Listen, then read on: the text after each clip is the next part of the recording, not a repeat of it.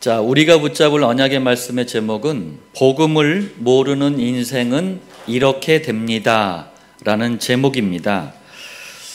제가 인천에 있는 어느 교회에 전도 집회에 강사로 초청을 받았어요. 전도 집회이기도 했지만 목사라면 어떤 강단이든지 마땅히 당연히 복음만 말해야 됩니다. 그래서 3차까지 집회가 있었는데 첫째 날은 복음과 영접, 정확하게 복음을 전달하고 영접할 수 있도록 도와드렸고, 둘째 번에는 기도에 대해서, 셋째 번에는 전도에 대해서 이렇게 메시지를 했어요.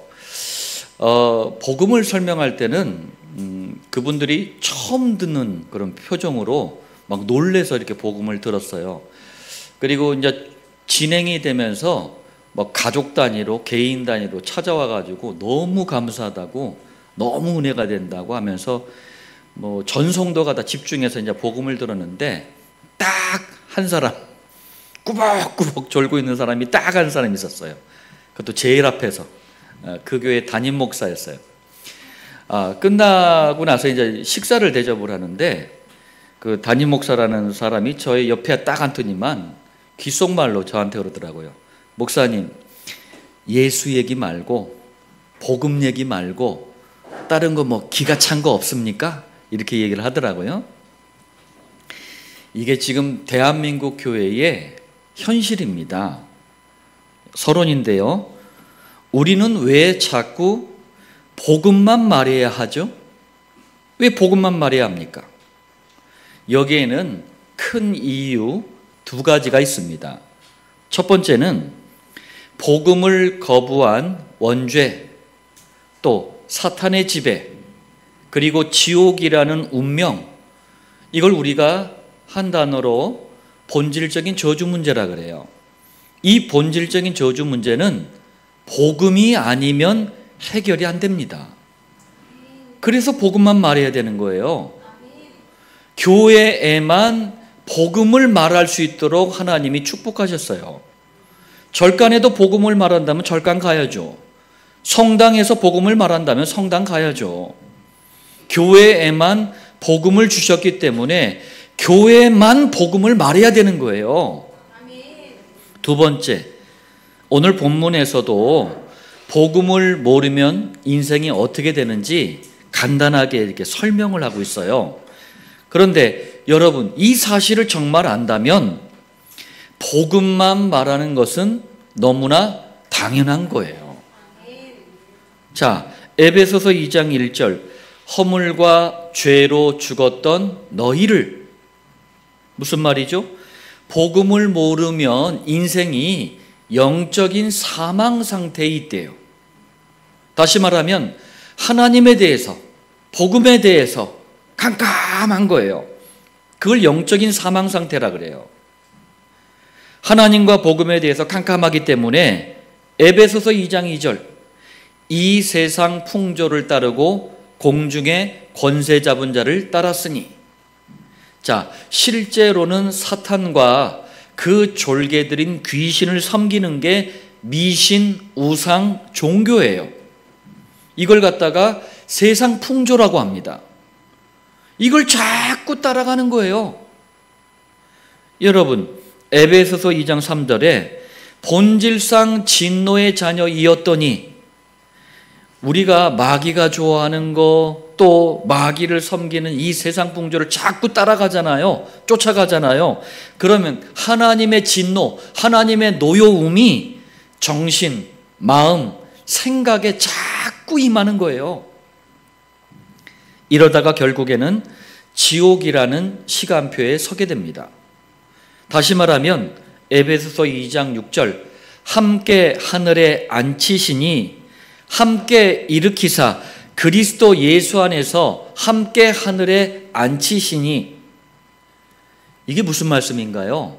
그리스도와 함께 누려야 될 영원한 축복을 말씀하는 건데, 이 상태로 계속 인생을 살아가면은요, 이 말씀의 축복을 절대로 맛볼 수가 없어요. 지옥이 왜? 운명이니까. 오늘 본문보다 조금 더 제가 이제 구체적으로 복음을 모르는 인생이 어떻게 되는지 살펴보려고 합니다. 복음을 모르는 인생은 이렇게 됩니다. 본론 첫 번째예요. 출생. 부모로부터 우리가 육신을 받아서 태어나죠. 자, 첫 번째입니다. 단 한 명도 예외가 없어요. 모든 사람은 처음부터 창세기 3장에서 시작된 원죄, 사단, 지옥 문제라는 이 영적인 문제, 곧 멸망의 영적 유산을 가지고 태어납니다. 유산이 뭐죠? 부모님께 받은 거잖아요. 출생할 때부터 반드시 망해야 되는 조건을 가지고 태어나는 거예요. 동양에서는 오래전부터 성선설, 성악설 이거 가지고 막 논쟁을 했거든요. 성선설이 뭐죠? 인간은 태어날 때부터 착하다, 맹자가 이렇게 주장을 했어요. 그랬더니 아니다, 인간은 태어날 때부터 악하다, 이걸 순자가 주장을 했거든요. 성경과 가까운 건 성악설이에요. 인간은 태어날 때부터 죄인으로, 악인으로 태어나는 겁니다. 왜요? 로마서 3장 23절, 모든 사람이 죄를 범하였으며 인류의 대표자, 인류의 조상 아담이 복음을 거부한 죄를 원죄라 그래요. 이 원죄가 이 땅에 태어나는 모든 아담의 후손들에게 대물림되어 있어요. 그래서 모든 사람은 처음부터 원죄를 가진 죄인으로 출생하는 거예요. 구약시대 때 가장 크게 쓰임받았던 믿음의 사람이 다윗입니다. 다윗이 이걸 정확하게 알았어요. 그래서 시편 51편 5절에 이렇게 고백합니다. 내가 죄악 중에서 출생하였으며, 이 죄가 원죄예요. 어머니가 죄 중에서 나를 잉태하였나이다. 이 죄가 원죄라니까요. 그러면 여러분, 모태신앙 이 말은 아주 잘못된 말이에요. 모태 이거는 맞아요. 근데 모태 이거는 아니에요. 모태신앙이라는 말은 없어요. 성경에도 없고 신학에도 없는 말이에요. 모태 죄인은 맞아요. 자, 그리고 이 원죄는 눈에 보이지 않는 영적인 존재, 사탄이 뱀을 이용해 가지고 유혹한 범죄 사건이에요. 그리고 원죄 때문에 인간은 지옥 가야 할 운명을 짊어지고 살아가게 된 거예요. 아담 이후로 태어나는 모든 사람은 누구도 예외가 없습니다. 창세기 3장에서 시작된 원죄, 사단, 지옥 문제라는 이 영적인 문제, 다시 말하면 멸망의 영적 유산을 가지고 출생하는 거예요. 그래서 성경은 모든 사람을 향해서 이렇게 말씀합니다. 로마서 3장 10절, 의인은 없나니 하나도 없으며. 주변에 착한 일 하는 분들 많이 있잖아요. 우리도 가끔가다 선행하잖아요. 그런데 성경은 의인은 없다, 하나도 없다. 왜요? 원죄 때문에 그래요. 그러나 고통과 멸망이 오는 이유를 전혀 알지 못하는 사람들은 미신, 우상, 종교라는 방법으로 문제를 해결할 수 있겠지라고 자꾸 착각을 하는 거예요. 지난 수요일에 안산에 화림선원이라는 절간이 있어요. 전도를 갔는데 사모가 일부러 절간에서 일하는 여자들, 보살들이라고 하잖아요. 일부러 가가지고 물어봤어요. 알면서도 우리는 막 물어봐요. 삼신당에 있는 그림 3개가 있었거든요. 도대체 이 사람들이 누구냐? 보살들 모른대요. 거기도 막 철하고 밥까지 이렇게 해가지고 올리면서도 모른대요. 또 대웅전에 가니까 이제 스님이 이제 막 낭송을 해요. 그게 반야심경하고 뭡니까? 화엄경? 뭐라고 하더라? 하여튼 금강경 이거구나. 금강경을 막 이렇게 낭송을 해요. 그러면은 그게 이제 한글로 또 이렇게 막 써놨거든요. 그걸 뭐 또 불교 신도들이 막 따라서 읽어요. 옆에 가서 또 물어봤어요. 이게 무슨 뜻입니까? 이게 뭐 하는 겁니까? 모른대요. 아는 게 하나도 없어. 그래도 왜 그거예요? 해답이 없으니까 안 하는 거예요. 이렇게 하면은 뭔가 되겠지라고 하는 거예요. 그런데 미신 우상 종교를 섬기면 섬길수록 오히려 사탄과 그 졸개들인 귀신을 섬기는 일이기 때문에 더 큰 재앙을 불러들이는 거예요. 두 번째입니다. 자, 창세기 3장에서 시작된 멸망의 영적 유산을 우리 자녀가, 후대가 받았다고 하는데, 그럼 도대체 어떻게 전달이 되는 겁니까? 이렇게 전달되는 거예요. 우리 부모가 각자 부모가 있잖아요. 부모로부터 DNA, 유전자라고 하잖아요. DNA를 통해 유전이 돼요. 그리고 습관 또는 기질, 이런 것들을 통해서 전달이 되는 거예요. 어쩌면 그렇게 아빠의 그 징글징글한 모습을 우리 아들이 닮아가는지, 어쩌면 그렇게 엄마의 그 이상한 그 모습을 우리 딸이 닮아가는지, 나는 아빠처럼 절대 술 안 마실 거야, 웬걸 술 고래가 돼버려. 나는 우리 엄마처럼 절대 고스톱 안 칠 거야, 웬걸 타짜가 돼버려. 부모의 것은요, 싹 다 전달이 돼요. 해 아래 새 것이 없어요. 갈등하는 부부나 결혼을 앞둔 청년들이나 출산하는 부부들은요, 이런 부분들을 잘 이해를 해야 돼요. 그냥 갈등을 그냥 해결해 보려고 막 그냥 발 닦아주고 막 포옹하고 별짓 다 해도 또 대판 싸워. 해결 안 돼요. 왜 갈등이 오고 문제가 올 수밖에 없는지 원인을 잘 알아야 돼요. 이제 태어났습니다. 두 번째 시기가 유아기예요. 유아기는 2세부터 6세까지를 유아기라고 하거든요. 유아기에서 초등학교 시기를 이제 겪어가면서 성장해 갑니다. 자, 첫 번째입니다. 유아기에서 초등학교 시기는요, 창세기 3장에서 시작돼서 대물림된 이 원죄사단 지옥이라는 영적인 문제가 서서히 드러나기 시작해요. 가장 중요한 한 가지, 복음이 없기 때문에 자꾸 다른 것에서 행복을 찾으려고 하는 이 마음이 욕심을 통해서 드러나요. 그걸 소유욕이라 그래요. 소유욕은 다른 사람 것인데도 자기 것으로 만들려고 하는 강한 욕심을 말하는 거거든요. 자, 유아기에서 초등학교 시기의 아이들 중에 이런 아이들이 있어요. 다른 아이가 장난감을 가지고 놀고 있는데 그거 보니까 너무 마음에 드는 거야. 그걸 막 뺏으려고 그래. 그게 아유, 제가 어려서 그래요. 아니라니까요. 그게 영적인 문제가 슬슬 드러나는 거라니까요. 그리고 막 이런 아이들 있잖아요. 자기 거라면 그냥 막 주고 막 벌벌 떨고 막 절대 막 안 뺏기려고 막 하는 아이들. 집착하고 막. 유별나게 욕심이 많은 아이들이 많습니다. 자, 그리고 나쁜 버릇 또는 이상한 습관. 자, 이런 것 등으로 감춰졌던 영적인 문제가 서서히 밖으로 드러나요. 제가 초등학교 4학년 아이를 복음을 전하려고 그 집에 갔어요. 엄마의 이제 초청에 의해서 집에 갔는데 마침 반 친구 아이도 한 명이 와 있더라고요.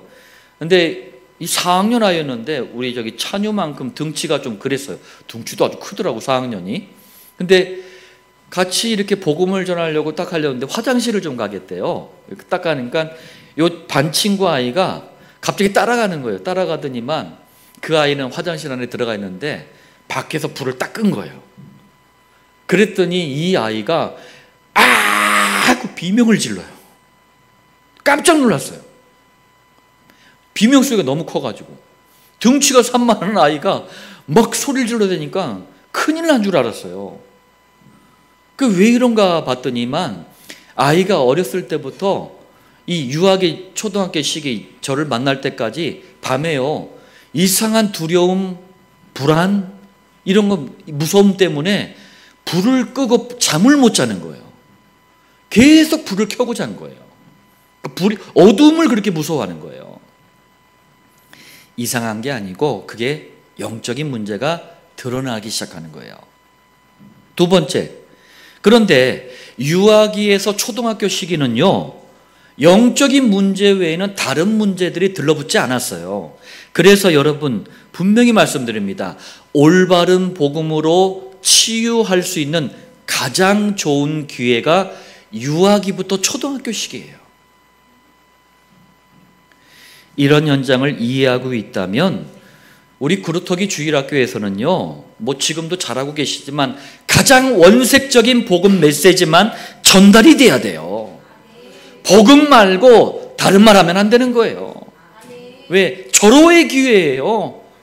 이거 놓치면은요, 이제 다음 얘기는 다른 문제가 들러붙는다니까. 그래서 잠언서 22장 6절에 마땅히 행할 길을 아이에게 가르치라. 왜요? 그리하면 늙어도 그것을 떠나지 아니하리라. 우리 자녀가 어린이 돼서 해답 없는 인생을 살아가지 않도록 복음의 길을 끊임없이 제시해야 돼요. 구미에요, 뭐 대충 계산해 보니까 한 123년 정도 되는 전통을 가진 구미 상모교회라는 교회가 있어요. 이 교회에 주일학교 6년, 중고등 청소년부라고 하잖아요. 그 6년 해가지고 12년 동안 교회를 다니던 아이가 커가지고 대통령이 됐어요. 그런데 문제는 뭡니까? 아이에게 제대로 복음을 전달하지 않으니까 대통령이 돼가지고 청와대 안에 불상을 갖다 놓은 거예요. 청와대 주변에. 그래서 그런지 몰라도 이분이 부하의 총에 맞아서 이렇게 안타깝게 죽음을 맞았거든요. 박정희 대통령이에요. 그러면서 그 이후로 장로라고 막 우기는 두 분이 대통령 또 됐잖아요. 그거 불상을 못 치우더라고. 지금은 용산으로 대통령실을 옮겼는데 예전 청와대 거기 지금 개방해놨잖아요. 지금도 있어요. 마땅히 행할 길을 아이에게 가르쳐야 돼요. 본론 세 번째입니다. 중학교, 고등학교 시기, 이걸 청소년 시기라고 하잖아요. 첫 번째입니다. 청소년 시기에는 타락 문화의 영향을 받아요. 다시 말하면 치유받지 않는 영적인 문제 플러스 어른들의 타락한 문화, 이게 두 가지가 이제 합쳐진 거예요. 청소년 시기에는 어른들이 가지고 있는 왜곡된 성문화가 있거든요. 섹스, 그리고 성인 문화를 직접 간접적으로 접하게 돼요. 여러분 성인이라고 했을 때 요즘은 좀 연령이 주민등록증 발급 연령이 좀 낮아졌잖아요. 주민등록증 발급받았다고 성인이 아니에요. 대한민국에서 법적인 성인은 19세, 만 19세가 돼야 돼요. 그러니까 이 성인들이 경험해야 되는 문화를 청소년 시기에 경험을 하게 돼요. 그리고 또래끼리 어울려 다니면서 폭력 서클을 만들기도 하고 가입하기도 해요. 그리고 어른들의 타락 있잖아요. 타락을 자꾸 흉내를 내. 지금처럼 SNS가 발달하지 않았던 시대가 있었어요.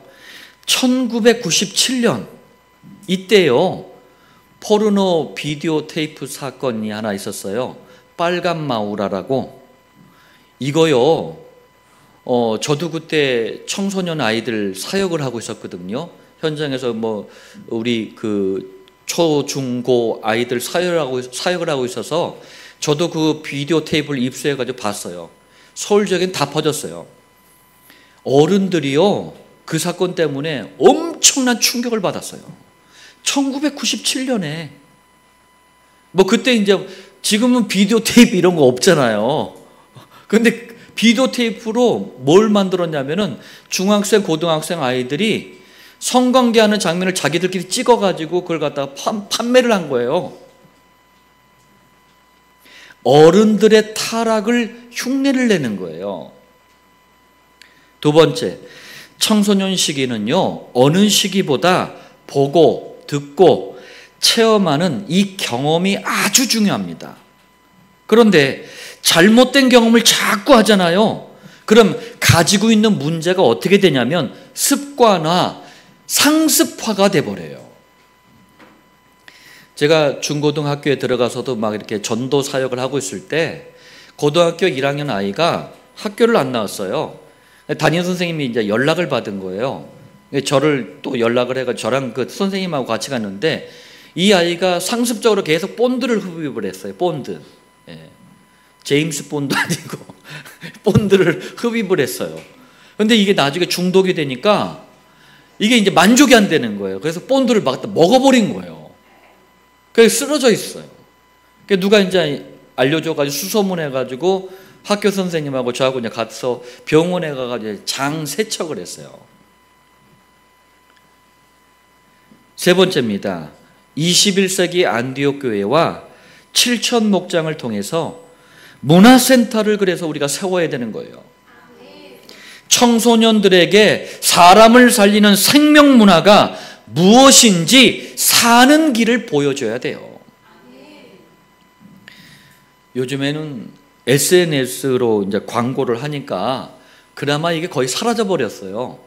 뭐냐면은 예전에는요, 불과 수년 전만 해도요, 집 앞에 문을 열고 딱 나가잖아요. 그럼 동네 집집마다 매춘 광고 그 명함이 쫙 뿌려져 있었어요.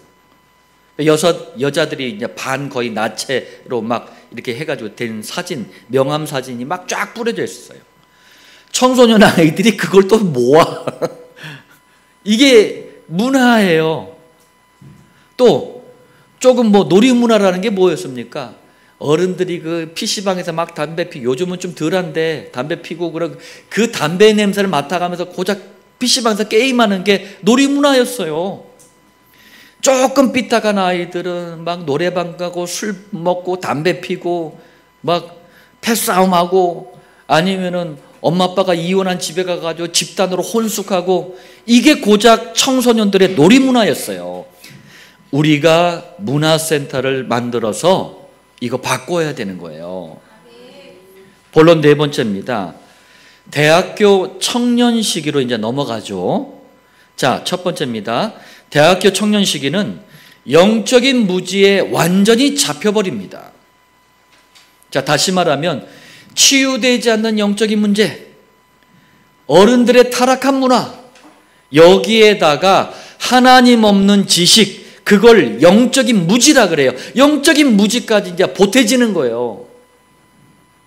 이때부터는 자기 자신이 가지고 있는 문제들을요, 하나님 없는 지식으로 이론화, 정당화, 생활화 시켜버린다니까요. 지금 계산해 보니까 한 23년 전인데 제가 성장한 지역이 경기도 성남시예요. 그 성남시에 낙생고등학교라고 분당에 있어요. 그런데 거기 출신 중에 유명한 사람이 한 명 있어요. 트랜스젠더 하리수예요. 갑자기 하리수가 딱 나타나서 우리 어른들이 다 생판, 이게 뭐야? 막 이랬다니까요. 23년 전에 나타나가지고 동성애를 막 붐처럼 막 일으킨 거예요. 거기 막 방송이 막 가세하면서. 그러니까 막 찬반 논쟁이 막 일어난 거예요. 한 번은 방송에서요, 동성애를 지지하는 사람들 그리고 교회 목사들을 초청해가지고 서로 이제 논쟁이 일어난 거예요. 이 동성애를 지지하는 사람들은요, 말도 안 되는 막 성경까지 동원해가지고 막 말도 안 되는 해석을 하면서 이게 옳다라고 막 주장을 너무 당당하게 하는 거예요. 하나님 없는 세상 지식을 가지고 이론화, 정당화시키는 거예요, 막. 근데 정작 얘기해줘야 될 목사들 얘기를 못해. 이거 죄인데요? 하나님 싫어하는데요? 물론 틀린 말은 아니에요. 그런데 정확히 이게 어디서 오는지, 왜 이럴 수밖에 없는지 얘기해 줘야 되잖아요. 얘기를 못하는 거야. 그런데 지금은 어떻습니까? 동성애자들이 게이 신학을 만들었어요. 그래서 교회를 막 공격을 해요.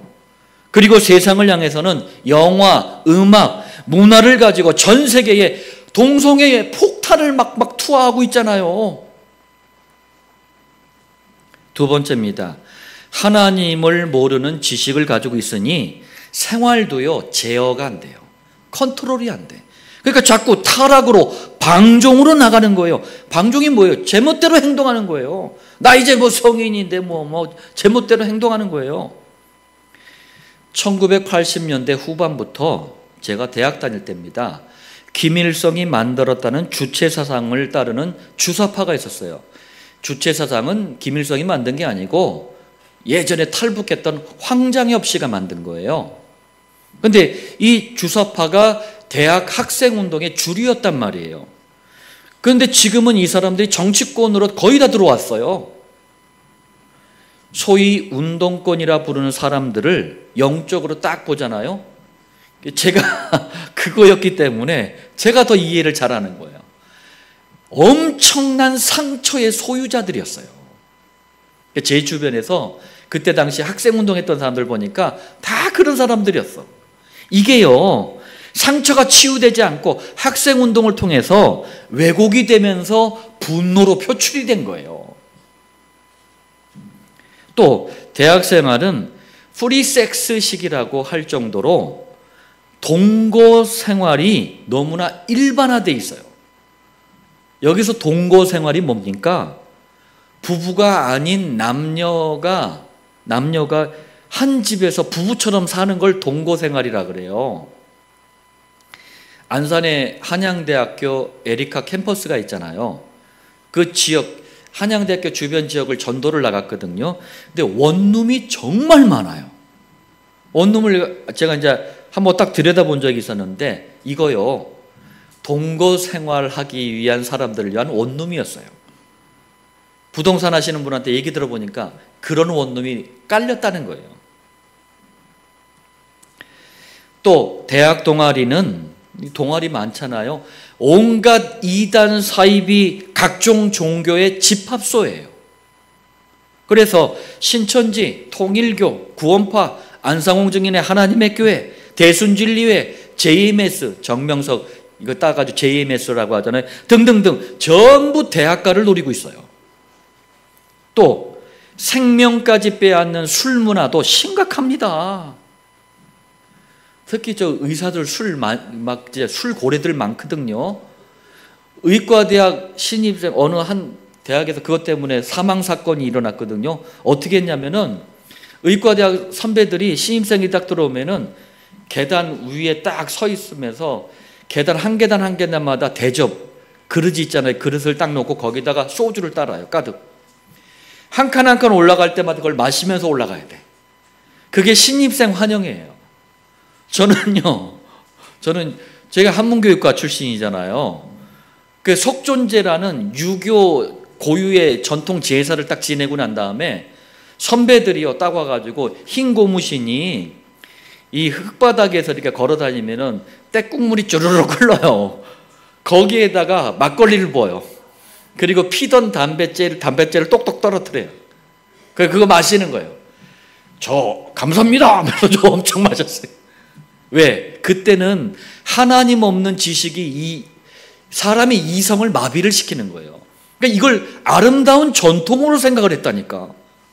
그래서 저도 후배들한테 그렇게 했다니까. 현장을 여러분들 잘 좀 이해를 하시길 바랍니다. 본론 5번째입니다. 이제 사회생활을 본격적으로 하게 되는 성인 시기, 이제 어른 시기가 된 거예요. 첫 번째입니다. 성인 시기는요, 생활 문제로 이런저런 고통을 당해요. 다시 말하면 치유되지 않은 영적인 문제, 그리고 어른들의 타락 문화, 영적인 무지, 여기에 생활에서 오는 많은 문제들까지 다 들러붙는 거예요. 이렇게 많은 문제 가운데 신음하다가 해결책도 없었어. 그런데 서로 눈이 맞아가지고 또 가정을 이루네? 그러니까 부부 문제 터지죠. 자녀 문제 터지죠. 현실 생활의 많은 문제들은 터질 수밖에 없는 거예요. 그리고 여기에다가 또 사회생활에서 오는 스트레스 있잖아요. 인간관계에서 오는 많은 문제가 있잖아요. 이것 때문에 생각과 마음이 평안할 날이 없는 거예요. 늘 고질적인 불안, 우울, 염려를 안고 살아가는 거예요. 불과 20년 전만 해도 국공립정신병원이 전국에 70군데가 있었어요. 지금은요, 사설 시설까지 합하면은요 3만 개가 넘어요. 환자가 계속 늘어나고 있는 거예요. 어디서부터 정신과 마음의 문제가 오는지 모르니까 안 낫는 거예요. 두 번째, 성인 시기는 감춰져 있던 이 영적인 문제가 이제 누가 봐도 알 수 있을 정도로요 구체적인 증상으로 이제 드러납니다. 그런데 문제는 뭐예요? 원인을 모르잖아요. 그러니까 온갖 방법을 막 써서 해결해 보려고 그래. 그래도 안 되니까 이제 나름 영적인 해결을 해보려고 하는 거예요. 그게 미신, 우상, 종교예요. 그래서 어른들이 미신, 우상, 종교를 더 심각하게 섬기는 거예요. 왜? 해결해 보려고. 우리는 이런 현장을 보면서 21세기 안디옥 교회와 7천 목장을 통해 치유센터를 만들어야 될 이유를 발견하시길 바랍니다. 지금 주로 대형 교회들이요 치유센터 이거 하고 있다니까요. 근데 문제는 뭐냐면은 안 나. 왜? 일단은 정확한 복음이 없어. 두 번째, 세 번째는 좀 돼요. 두 번째는 뭐냐면 의학적인 치료 도움. 이거는 뭐 교회 대형 교회 의사들 있고 하니까 된단 말이에요. 세 번째도 조금 돼. 이게 사회에 나갈 수 있도록 재활시켜 주는 거거든요. 가장 중요한 한 가지가 빠진 거예요. 우리는 이 세 가지를 합해서 성경적인 치유 사역을 하려고 합니다. 그게 치유센터예요. 본론 여섯 번째입니다. 노년기, 노인 시기예요. 첫 번째, 노년기에는요 피할 수 없는 죽음 문제 그리고 후대 문제 앞에 서게 됩니다. 다시 말하면 출생할 때부터 성인 시기까지 이게 쭉 보태진 문제들이 있잖아요. 여기에다가 여러 가지 이제 문제들 속에 신음하다가 어느 날 갑자기 본인이 해결할 수 없는 한계 앞에 서게 됩니다. 바로 죽음이에요. 피할 수 없는 한계 앞에 딱 서게 되는 거예요. 그때 이제 나는 아무 낙이 없구나. 낙이 뭐예요? 즐거움이에요. 아무런 즐거움이 없구나. 한탄의 눈물을 흘리는 시간표를 만나게 된다는 얘기예요. 전도서 12장 1절에 그래서 이렇게 말씀합니다. 너는 청년의 때에 꼭 청년들을 얘기하는 게 아니에요. 물론 청년들도 포함되어 있지만 무슨 말입니까? 기회가 있다는 얘기예요. 이때 뭘 하래요? 너의 창조주를 기억하라. 빨리 하나님부터 만나라. 왜요? 곧 곤고한 날이 이르기 전, 아주 괴로운 날이 이르기 전에 나는 아무 낙이 없다고 할 해들이 가깝기 전에 모든 기회도 사라지고 모든 즐거움도 사라지고 다만 가슴 아픈 한탄의 눈물을 흘리기 전에 그런 말씀이에요. 두 번째입니다. 죽음 후에는요 영원한 고통과 형벌이 기다리고 있어요. 그걸 한 단어로 지옥이라고 합니다. 여러분, 죽는다고 절대로 문제가 끝나지 않아요. 영원한 문제로 연결이 된다니까요. 저도 진짜 자살한 분들 몇 분 봤거든요. 또 사회적으로 자살 문제가 심각하잖아요. OECD 국가 중에 자살률 1위잖아요. 그런데 자살한 사람들이 남긴 유서에 공통점이 있더라고요. 이분들이요 자살을 인생 문제를 해결하는 출구로 알고 있더라고. 빠져나오는 문으로 알고 있더라고. 자살로 모든 것을 끝내고 싶다. 유서에 그렇게 써 있어요. 끝내는 줄 알아, 자살이. 자살로 더 이상 불행은 없다. 여기서 끝이다. 아닙니다. 지옥이라는 영원한 문제가 기다리고 있어요. 요한계시록 21장 8절에 후반부에 보니까 모든 자들은 어떤 자들이에요? 하나님 떠난 모든 자들은 단 한 사람도 예외가 없습니다. 불과 유황으로 타는 못에 던져지리니 이것이 둘째 사망이라. 첫째 사망은 뭡니까? 육신의 죽음이에요. 그걸로 끝이 아닙니다. 둘째 사망이 있어요. 그게 지옥이라는 영원한 고통이에요. 세 번째, 더 심각한 거는요, 자신이 가지고 있는 이 복음을 모르는 인생의 문제, 영적인 문제가 후대들에게 그대로 대물림돼 버려서 후대 문제가 돼 버려요. 출애굽기 20장 4절 5절. 먼저 4절에 너를 위하여 새긴 우상을 만들지 말고, 그러면서 우상을 쭉 나열합니다. 5절 그것들에게 절하지 말며 그것들을 섬기지 말라. 왜요? 나를 미워하는 자의 죄를 갚되 아버지로부터 아들에게로 3, 4대까지 이르게 하거니와. 후손 잘 되라고, 내 자녀 잘 되라고 미신, 우상, 종교 5만 가지 막 이렇게 섬겼는데, 아니 어처구니 없게도 후손들에게는 저주와 재앙이 떠넘겨지네. 선대가 열심히 빌었더니 후대가 망해버리네. 고린도전서 10장 20절입니다. 이방인이 제사하는 것은 뭐죠? 불신자들이 부모나 조상을 향해 제사하는 것은 이 말이에요. 뭐라고요? 귀신에게 하는 것이요. 죽은 부모, 조상 귀신이 오는 게 아니고 이것을 가장한 마귀와 그 졸개를 향한 예배, 경배가 제사예요. 하나님께 제사하는 것이 아니니 모든 예배, 모든 경배는 하나님만 받으셔야 돼요. 그런데 자꾸 제사를 엉뚱하게 지내니까 후대들에게 인생의 문제가 대물림돼 버리는 거예요. 대한민국 국민의 70%, 80%는 직간접적으로 제사와 연결이 돼 있어요.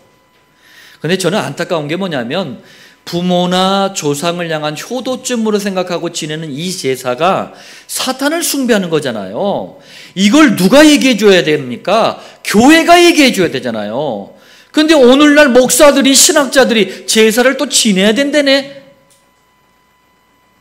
참 안타까운 일이에요. 자, 결론입니다. 복음을 모르는 인생이 어떻게 되는지 출생부터 이제 노년기까지 우리가 쭉 봤습니다. 다시 말하면 본질적인 저주 문제를 해결하지 못하는 인생의 시간표를 봤어요. 첫 번째입니다. 그런데 본질적인 저주 문제, 여러분 메시지를 들으면서 어떤 생각이 드십니까? 특징이 있어요. 첫 번째, 본질적인 저주를 해결하지 못하잖아요. 그러면 고난이 점점 심화가 돼요. 심화가 뭐예요? 점점 깊어지는 거예요. 또 인간의 방법으로 해결을 하려고 손을 대잖아요. 그러면 그 문제가 더 가중이 돼버려요. 가중이 뭡니까? 더 무거워지는 거예요. 더 심각해지는 거예요. 또 반드시 후손에게 대물림 돼버려요. 가장 큰 문제는 인간에게는요, 본질적인 저주 문제에 대한 해결책이 없다는 겁니다. 이 네 가지가 특징이에요. 그러므로 두 번째입니다. 우리는 참된 해결책, 오직 복음, 오직 그리스도만 듣고 누리고 증거해야 되는 거예요. 하나님께서는요, 해답으로 복잡다단한 걸 주신 게 아니에요. 한 가지만 주신 거예요. 그래서 오직 복음만 선포되는 강단 말씀에 집중하는 겁니다. 또 복음을, 그리스도를 개인화시키는, 내 것으로 만드는 정시기도에 집중하는 거예요. 이때부터 하나님은 나를 통해서 복음을 모르는 인생들을 살리는 문을 열어주십니다. 그걸 목장이라고 합니다. 우리 당대와 후대의 인생을 두고 오늘 이 말씀을 잘 받으셔야 되겠습니다. 여러분들 자신과 후대를 점검하는 말씀으로도 받으시고요. 여러분들의 가족과 친지들, 이웃을, 친구들, 이 시대와 현장을 두고도 우리가 중요한 진단과 해답으로 이 말씀을 받으셔야 되겠습니다. 그리고 7천 목장 전도운동을 통해서 이 현장들을 살리는 응답이 있기를 살아계신 주 예수님의 이름으로 축복합니다.